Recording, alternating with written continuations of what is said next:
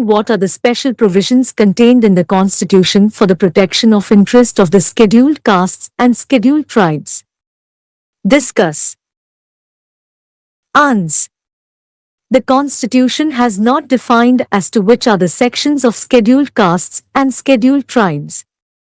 It, however, empowers the President to draw up list of these castes and specify as the scheduled castes and scheduled tribes by a notification. The governor of a state has the similar power for the state. Any alteration in the list is within the power of the Parliament. However, following are the special provisions for the protection of the interest of the scheduled castes and scheduled tribes. 1. According to Article 330, seats shall be reserved in the House of the Peoples for A. The scheduled castes. B. The scheduled tribes. C. The scheduled tribes in the autonomous districts of Assam.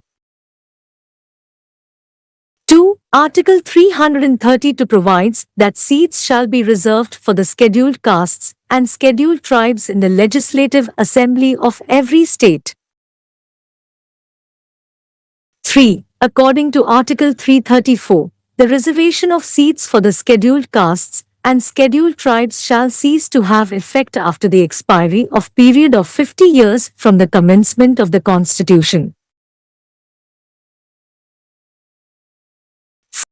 4. Reservation of posts for the appointment of candidates in the services of the Union and States shall be made under Article 164(4) of the Constitution in favor of scheduled castes and scheduled tribes candidates.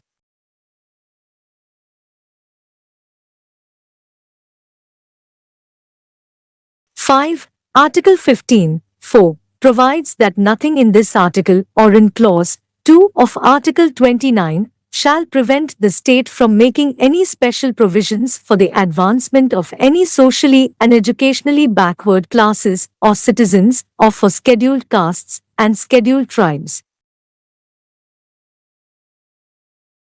6. Article 338(1) provides that there shall be a special officer for the scheduled castes and scheduled tribes to be appointed by the President. Clause 2 of Article 338 provides that it shall be the duty of the special officer to investigate all matters relating to the safeguards provided for the scheduled castes and scheduled tribes and to report to the President upon the working of such safeguards at such intervals as the President may direct, and the President shall cause all such reports to be laid before the Parliament.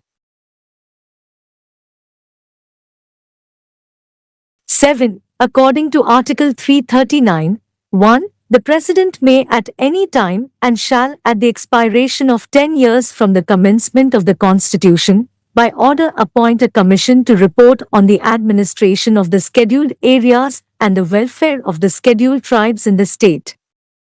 The Union government shall have power to give directions to the state governments to draw up and execute the schemes specified in the direction to be essential for the welfare of the scheduled tribes in the state. The above are in nutshell the constitutional provisions for the protection of interests of the scheduled castes and scheduled tribes.